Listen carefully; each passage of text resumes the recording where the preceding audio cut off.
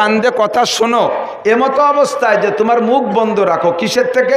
যতক্ষণ কথা হবে অতক্ষণ আপনি কথা বলবেন না। 2 নম্বরে মুখের আর কোনো কাজ করবেন না, খাবার দাবার সব বন্ধ, সাইলেন্ট, মুখ এক করে বিলকুল কথা থেকে বন্ধ, খাবার থেকে বন্ধ, চাতকের মতো তাকায় থাকবেন। তাহলে কি বলেন? আল্লাহ পাক বলেন লাআল্লাকুম তুরহামুন, তাহলে অবশ্যই তোমার উপরে রহমত নাজিল করা হবে, আর এই রহমতের দ্বারা তুমি নাজাত পেয়ে যাওয়া। আল্লাহ তাআলা আমাদের প্রথমে এই কথাটার পর আমল করা তৌফিক দান করুন, বলেন আমিন। কোরআনে কারিমের ভিতরে বিশেষ বিশেষ কিছু কথা আছে, যে কথাগুলো ইম্পর্টেন্ট, আবার কিছু কথা আছে তার চেয়েও বিশেষ, যার নাম ভেরি ভেরি ইম্পর্টেন্ট, বেশি জরুরি। তো যে কথাটা যত বেশি জরুরি, ওই কথাটা আল্লাহ পাক অত বেশিবার আলোচনা করছেন। খেয়াল করতেছেন সবাই? আজকে কিছুক্ষণের জন্য আমাকে উস্তাদ মানতে হবে, আপনারা বয়সে বেশি হলেও ছাত্র হিসেবে বসতে হবে। উস্তাদ আর ছাত্রের ভিতরে যে সম্পর্ক, যে ভদ্রতা, এই ভদ্রতার পরিচয় দিতে হবে।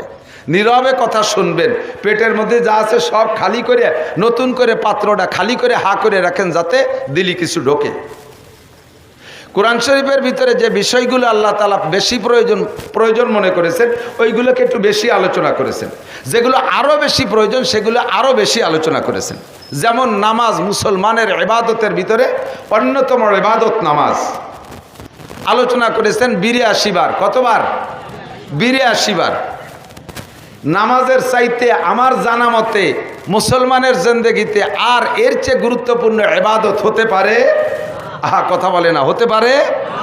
একটা মানুষ হিন্দু থেকে মুসলমান হয়েছে এখন, এই মাত্র মুসলমান হওয়ার সাথে সাথে বুনিয়াল ইসলাম আলা খামসিন শাহাদাতি আল্লাহ ইলাহা ইল্লাল্লাহ, ওই লোকটার উপরে 5টা জিনিস চলে আসছে।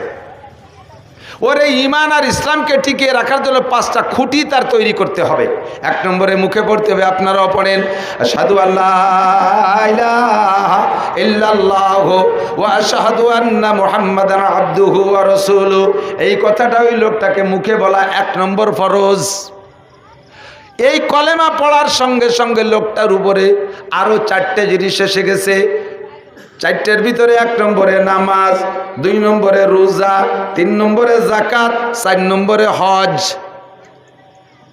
আগে কলেমা, এরপরে এই 4টা। কথা কি বোঝা যাচ্ছে? এবার যেই 4টে কলেমা পড়ার পরে বলছি, এই 4টের ভিতরে প্রথম কি? বাকি 3টে আসার জন্য সময় লাগবে। রোজা ফরজ হওয়ার জন্য আরো 6 মাস লাগবে। যাকাত ফরজ হওয়ার জন্য মাল লাগবে। হজ ফরজ হওয়ার জন্য মাল ও তৌফিক লাগবে। ঠিক না?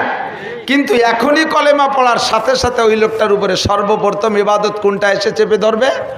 নামাজ। কোনটা?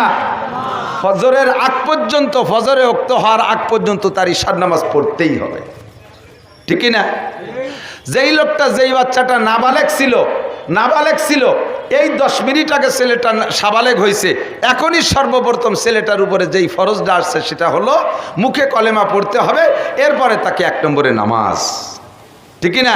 এর জন্য আমার আপনার জানা মতে মুসলমানের শ্রেষ্ঠ ইবাদতের নাম কি? এজন্য আল্লাহ তাআলা তা আলোচনা করছেন কোরআন শরীফের ভিতরে 82 বার।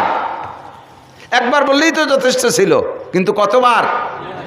এর চাইতে গুরুত্বপূর্ণ আরও যদি কিছু থাকে সেটাও আমি বুঝবো কোরআনে কারিমের আলোচনার মাধ্যমে।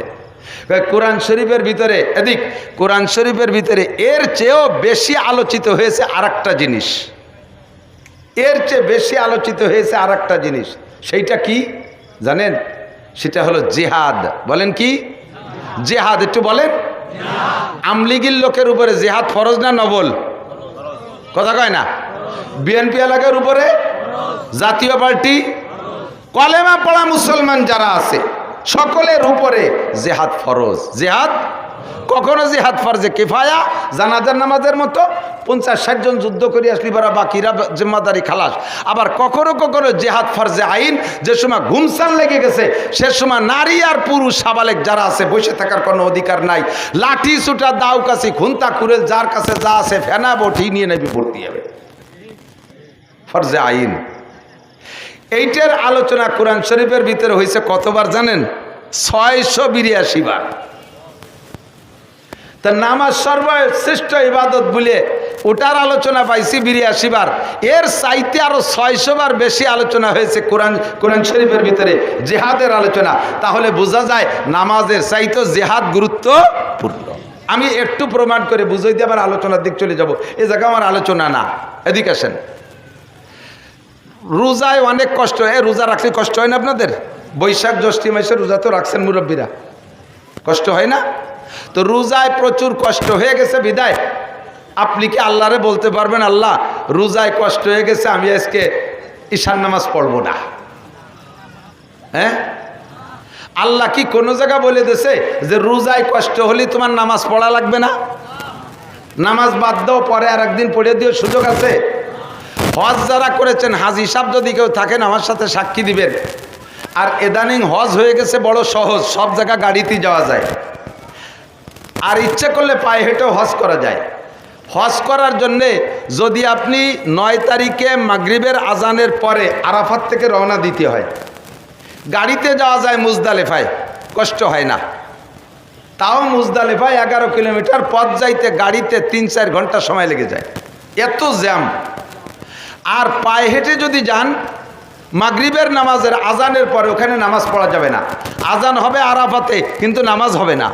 নামাজ পড়তে হবে মুজদালেফায় যাইয়ে, যত রায় তোক রাস্তায় পড়লেও হবে না, ওই নামাজ আবার পড়ে দিতে হবে, রাস্তায় পড়লে হবে না। আরাফাতের থেকে মাগরিবের আজান হওয়ার পরে হজের উদ্দেশ্যে মুজদালেফার উদ্দেশ্যে রওনা দেবেন।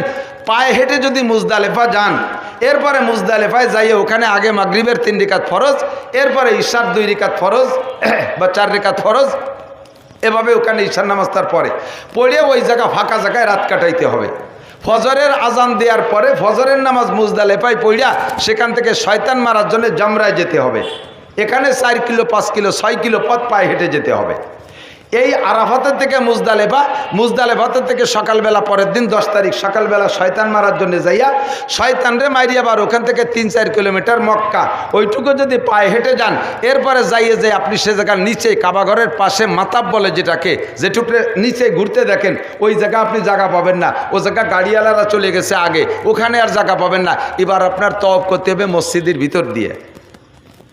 মসজিদের ভিতর দিয়ে নীলবাতি থেকে নীলবাতি এক তওয়াফ ঘুরে আসতে 1 কিলোমিটার। এই 7 কিলোমিটার ঘোরার পরে এরপরে সফা মারোয়ার সাই 450 মিটার, অর্থাৎ প্রায় আধা কিলোমিটার, এইটুকরে 7 বার। এই কামগুলো সম্পূর্ণ পায়ে হেঁটে করার পরে যত বড় শক্তিশালী পুরুষ হোক না কেন, সে বলতে বাধ্য হবে আমার সারা জীবনে যত পরিশ্রম করেছি এর চেয়ে পরিশ্রমের কাজ আর আমি কিছু করি নাই। এই পরিশ্রমের কাজ করতে করতে আপনার জোহরে রক্ত হয়ে যাবে। এখন আল্লাহ আপনারে বলে নাই যে তুমি হজ করতে করতে এত ক্লান্ত হয়ে গেছো বিদায় জোহরের নামাজ না পড়লেও হবে? হবে? জোহর পড়া লাগবে কি লাগবে না? লাগবে। রোজায় যত কষ্ট হোক নামাজ ছাড়ার সুযোগ নাই, হজে যত কষ্ট হোক নামাজ ছাড়ার সুযোগ নাই। 100 কোটি টাকা নিয়ে বের হয়েছেন জাকাত দেবেন, পুরো কাশেন থানা ভরে ঘুরে ঘুরে জাকাত দিচ্ছেন, জাকাত দিতে দিতে ক্লান্ত হয়ে গেছেন, এখন আপনাকে নামাজ ছেড়ে দেওয়ার সুযোগ নাই। ফরজ একটা পালন করছেন জাকাত, কিন্তু এর কারণে রোজা নামাজ ছাড়ার সুযোগ নাই, জাকাত আদায় করার কারণে রোজা ছেড়ে দেওয়ার সুযোগ নাই, হজ আদায় করার কারণে নামাজ ছেড়ে দেওয়ার সুযোগ নাই। কিন্তু খন্দকের যুদ্ধ যখন হয়, খন্দক খনন করার কাজ চলতেছে, ওদিকে মক্কার কাফেররা আক্রমণ করার জন্য আগায় চলে আসতেই আছে, সাংবাদিকদের মাধ্যমে খবর আসতেছে এই তো এত দূর আসছে, এই তো এত দূর আসছে, আর চলে আসলো। নবী পাক খন্দক খনন করা শুরু করছে সাহাবায়ে কেরামদেরকে নিয়ে। এবার খন্দকের কাছাকাছি যখন কাফেররা চলে আসছে, খন্দকের কাজ শেষ হয় নাই, হুজুর জোহরের নামাজ বাদ দিয়েছে, কয় নামাজ থাক, আগে খন্দক খুঁচা শেষ হয় নাই, আসরের রক্ত চলে আসছে, কয় নামাজ বাদ দাও, আগে খন্দক খনন করো। আসরের রক্ত চলে গেছে, আদায় করতে পারে নাই, মাগরিবের রক্ত চলে আসছে, খন্দক খনন করা শেষ হয় নাই, কয় থাক নামাজ মাগরিব, আগে খন্দক খনন করো। মাগরিবের নামাজও পড়েন নাই, চলে আসছে ঈশা রক্ত, কয় থাক ঈশা বাদ দাও, কাফেররা চলে আসছে, আগে খন্দক খনন করো। জোহর আসর মাগরিব ঈশা 4 ওয়াক্ত নামাজকে নবী কাজা কইরা নামাজ পড়েন নাই, হুজুর খন্দক খনন করেছেন জিহাদের জন্য। এজন্য জিহাদের হুকুম যে আল্লাহ 682 বার বলেছে, প্রমাণ করে এটা জায়গা বিশেষ নামাজের চাইতে বেশি গুরুত্ব বহন করে। কথা বলেন ঠিক কি ঠিক না? আর মুসলমান নামাজ পড়তে রাজি, রোজা রাখতে রাজি, হজ করতে রাজি, উমরা করতে রাজি, টাকা হইলে যাকাত দিতে রাজি, দাড়ি রাখতে রাজি, সমস্ত বিধান পালন করতে রাজি। কিন্তু এক শ্রেণীর মুসলমানের কাছে যখন জিহাদের আলোচনা করব, তখন তারা বলে এগুলো জঙ্গি হুজুর, এগুলো লাদেন বাহিনী, এগুলো অমুক দলের হুজুর ইত্যাদি ইত্যাদি বলে গালি দেয়। যেই লোকটা এ সমস্ত উক্তি করে ওই লোকটার ঈমান নষ্ট হয়ে গেছে। কোরআনে কারিমের 682টা আয়াতকে আপনি অস্বীকার করেছেন। একটা আয়াতকে অস্বীকার করলে আল্লাহ নবী বলেন মা আমানা বিল কুরআনে মানিস্তাহাল্লা মাহারিমাহু। কোরআনের একটা আয়াতকে যদি কেউ অস্বীকার করে, বাকি 6665টা আয়াতকে বিশ্বাস করে, মাত্র একটা আয়াতকে অস্বীকার করে, ওই লোকটা কাফের, ওই লোকটা বিনা হিসাবে জাহান্নামী। কাজেই দোস্ত, জিহাদের হুকুমকে আমি ফরজ হিসেবে বিশ্বাস করি। আমার সামনে যদি ইসলামী জিহাদ আসে, আমি করতে জন্য প্রস্তুত আছি। কারা কারা জিহাদের জন্য প্রস্তুত আছেন? তো যখনই ডাক আসবে রেডি, ডাক আসলে রেডি। আল্লাহ তাআলা আমাদের তৌফিক দান করে, বলেন আমিন। হুজুর বলেন জিহাদের সাথে তুমি শহীদি মরণের তামান্না রাখবা, শহীদি মরণের তামান্না রাখবা। তাতে যদি তুমি স্বাভাবিকভাবেও মরো, তাহলে কিয়ামতে আল্লাহ তাআলা তোমাকে শহীদি দরজায় বিনা হিসাবে জান্নাতি করে দেবে। বলতে যে কথা চলে আসছি অনেক দূরে, মূল কথা হলো এমন করে জরুরি বিষয়ের ভিতরে একটা কথাকে আল্লাহ তাআলা বারবার বলেছেন 332 বার। শব্দটা কোরআনের মধ্যে 332 বার আছে। সেই শব্দটা হলো কুল। শব্দটা কি? কোরআন শরীফে কুল শব্দ দেখছেন না? যারা পড়তে পারেন তারা বলেন। একেবারে ওই শেষ পাশে শুরুরই শেষ সূরার নাম কি? সূরা নাস। ওর শুরুতে কি? কুল আউযু বিরাব্বিন নাস। তার আগেরটা কুল আউযু বিরাব্বিল ফালাক। সে জায়গায় কুল আছে না নাই? তার আগেরটা কুল হুয়াল্লাহু আহাদ। তার দুইটা আগে কুল ইয়া আইয়ুহাল কাফিরুন। পরপর এক জায়গায় দেই 4 কুল, ঠিক না? যদি কোনো ব্যক্তি, একটা আমল বলে দেয়, দিক টাকান, যদি কোনো ব্যক্তি 5 ওয়াক্ত নামাজের পরে 4 কুল পইড়া হাতে ফুক নিয়ে সারা গায়ে মালিশ করে, আল্লাহ তাআলা ওই লোকটাকে জিন, পরি, মানব, দানব, জাদু, টুনা সকল প্রকার ক্ষতির থেকে আল্লাহ তাআলা তাকে হেফাজত করে। দুনিয়ায় সবচাইতে বড় কবিরাজি হলো ফালাক আর নাস। নবী আলাইহিস সালাতু ওয়াস সালামকে লবিদ ইবনে আসাম জাদু করছে। খেজুরের খুসার ভিতরে জাদু কইরা সুতোতে 11টা গিরে দিয়া, ওর ভিতরে মন্ত্র পড়ে গিরে দিয়ে খেজুরের খেজুরের সিল্কের ভিতরে পেঁচাইয়া, এরপরে একটা ইন্দারা কূপের নিচেই নিয়ে ডুবোই যাইয়া একটা পাথর পর রেখে আর একটা পাথর চাপা দিয়ে রেখে আসছে। এরপরের থেকে নবী আলাইহিস সালাতু ওয়াস সালাম পাগল পাগল ভাব, উন্মাদ ভাব, কি বলেন তা মনে থাকে না। খাইয়ে কয় খাই নেই, না খেয়ে কয় খাইছি, এরকম এলোমেলো বলা শুরু করছে। 1 মাস পর্যন্ত এই অবস্থা। এই অবস্থার ভিতরে হুজুর ঘুমাই গেছেন। ঘুমের ভিতরে জিবরিল আলাইহিস সালাতু ওয়াস সালাম অন্য যত 114 সূরার ভিতরে 112টা সূরা হুজুরকে জীবদ্দশায় হুজুরের সজাগ অবস্থায় নাজিল করেছে। আর ফালাক আর নাস পেয়েছেন হুজুর স্বপ্নে এসে জিবরিল আলাইহিস সালাতু ওয়াস সালাম বলতেছেন, হুজুর আপনার এই অবস্থা কেন? হুজুর কয় তা তো বুঝি না। জিবরিল বলতেছেন, লবিদ ইবনে আসাম আপনাকে জাদু করেছে, অমক ইন্দারা কূপের ভিতরে সেই জাদু আছে। আপনি একজন ডুবরি সাহাবা দিয়ে ওই ইন্দারা কূপের থেকে জাদুটা বের করে আইনা দেখবেন ওর ভিতরে 11টা গিরি আছে। সূরা ফালাকে 5 আয়াত আর সূরা নাসে 6 আয়াত। এই 5 আর 6 11 আয়াত। এই 11 আয়াত পড়িয়া 11টা গিরে খুলে ফু দিয়ে জাদুটাকে নষ্ট করে দেবেন, এরপর ওটাকে পোড়াই ফেলবেন। আর দুনিয়ায় যত জাদুটুনা হোক না কেন, ফালাক আর নাস পড়ে ঝাড়ফুঁক করলে আল্লাহর রহমতে সব সুস্থ হয়ে যাবে। আর কুলহুস সূরার ফজিলত একটু বলে নেই। যদি কোনো ব্যক্তি একবার সূরা ইখলাস পড়ে 10 পারা কোরআন শরীফ পড়া সওয়াব। 3 বার পড়লে 1 খতম। শুধু 3 বার কুলহুস সূরা পড়লে 1 খতমের সওয়াব। এই ভাইয়া দিক তাকান, আমরা অল্প সময়ের ভিতরে বেশি নেকি পাবো কিভাবে, সেই সিস্টেমের দিকে আমি আগাবো ইনশাআল্লাহ। অল্প সময়ের ভিতরে কোরআন শরীফ পড়তে পারেন সবাই? কি পারেন? সবাইকে পারেন? পুরো 30 পারা কোরআন শরীফ দেখে পড়ার ক্ষমতা এর ভিতরে 90% পাবলিকের নাই। কথা বলেন ঠিক না? আর সাধারণ পাবলিক যাদের 10%-এর মধ্যে কোরআন শরীফ পড়তে পারেন, তারা শুদ্ধ করে পড়তে পারেন না। যা পড়েন সেই আদিকালে সুলোর ফিটি মাসা শিখে কাছে পড়া শিখছেন, মসজিদে যাই এত বড় লম্বা সিপার আনাকুম উনকুম দিয়ে পড়া শিখছেন, তা শুদ্ধ না। কুলহুস সূরাটা একটু আমার সাথে একবার যদি পড়েন আর 3 বার যদি আপনি রেগুলার পড়েন, তাহলে আপনার আমল নামায় 1 খতম করে কোরআন শরীফ পড়ার সওয়াব নেকি লিখে দেওয়া হবে। পড়তে পারবেন না ইনশাআল্লাহ? মানুষ মারা গেলে তার জন্য সবচাইতে সহজ সওয়াব রেসানির পদ্ধতি 3 কুলহু।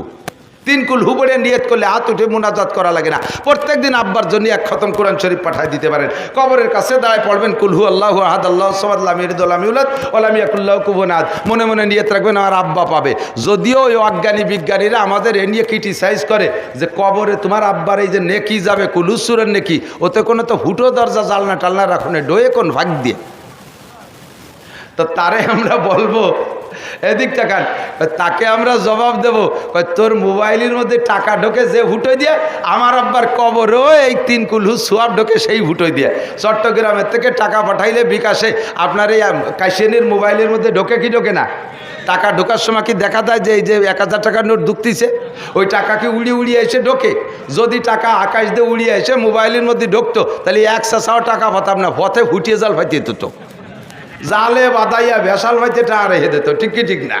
কয় চট্টগ্রাম আর পৃথিবীর যেখানতেই আমার মোবাইলে আমেরিকা থেকে টাকা আসে, সৌদি আরবে থেকে, এই টাকা মোবাইলের মধ্যে ঢোকে কোন ভাগ দিয়ে? তোর একটুক একটা মাথা, বিলের মাথার মতো একটা মাথা, ওর মধ্যে ভটাকখানি গিলু, তাই দিয়ে যদি তুই এমন আবিষ্কার করতে পারিস যে পৃথিবীর যে প্রান্ত থেকে টাকা পাঠাক তোর মোবাইলের মধ্যে ঢোকে, তাহলে আমার আল্লাহর সিস্টেম কুদরত তার চেয়ে 1000 গুণ বেশি পাওয়ারওয়ালা। আমার বাপের আমল নামে আমি পৃথিবীর যে জায়গা বসে কুলুসুরো পড়বো, ওই জায়গা কবরের মধ্যে ঢুকতে কোনো জানলা কাটা লাগে না, কোনো ফুটো দরজা লাগে না। আল্লাহ তাআলা পৌঁছে দিতে পারে কি পারে না? 3 কুলহু বললে অনায়াসে পৌঁছে যাবে, সর্বশ্রেষ্ঠ ইসালে সওয়াবের পদ্ধতি। তো এমন করে কুল কোরআন শরীফের ভিতরে আছে 332 বার। কয়বার? এ ভাই এদিক, কয়বার? 332 বার। কুল শব্দের অর্থ হলো বলো। কুল মানে কপলাম পেশ, কুল মানে বলো, আর কাপলাম পেশ কুল মানে খাও। কপলাম পেশ কুল মানে বলো, কাপলাম পেশ কুল মানে খাও। বাংলা আপনারা আরবিতে উচ্চারণ পার্থক্য করে করতে পারেন না বিদায় অনেকের নামাজ নষ্ট হয়ে যাচ্ছে। একটু পরে বলি। তো এই কুল মানে বলো, বলতে বলে আল্লাহ পাক রব্বুল আলামিন বলতেছেন, নবীকে বলতেছেন তাদের কাছে জিজ্ঞাসা করো, কুল হাল ইয়াস্তাবিল্লাযীনা ইয়ালামুনা ওয়াল্লাযীনা লা ইয়ালামুন। হে নবী, উম্মতের কাছে জিজ্ঞাসা করো, জাননেওয়ালা মানুষ আর না জাননেওয়ালা মানুষ, শিক্ষিত মানুষ আর মূর্খ মানুষ কোনোদিন কি সমান হইতে পারে? আপনারা জবাব দেন, কি বলেন? পারে। আপনারা জবাব দেন আর না দেন, আল্লাহ পাক জবাব দিয়ে দিয়েছেন। আল্লাহ ইয়ারফাইল্লাহুল্লাযীনা আমানু মিনকুম ওয়াল্লাযীনা উতুল ইলমা দারাজাত। জাননেওয়ালা মানুষের মর্যাদা না জাননেওয়ালা মানুষের সামনে। আরে শিক্ষিত মানুষের মর্যাদা অশিক্ষিত মানুষের সামনে কেমন? কয় মরা মানুষের সামনে জীবিত মানুষের মর্যাদা যেমন, অন্ধ মানুষের সামনে চক্ষু বিশিষ্ট মানুষের মর্যাদা যেমন। হাল ইয়াস্তাবিল আমা ওয়াল বাসির, চোখওয়ালা আর অন্ধ মানুষ কখনো সমান হতে পারে না। আর জীবিত মানুষ আর মরা মানুষ কোনোদিনও যেমন সমান হইতে পারে না। মূর্খ মানুষ আর অশিক্ষিত মানুষ, মূর্খ মানুষ আর শিক্ষিত মানুষ কোনোদিনও সমান হইতে পারে না। শিক্ষিত মানুষের মর্যাদা দুনিয়ায় আল্লাহর, দুনিয়ায় মানুষের কাছে আছে, আল্লাহ পাকের কাছে শিক্ষিত মানুষের মর্যাদা অনেক বেশি।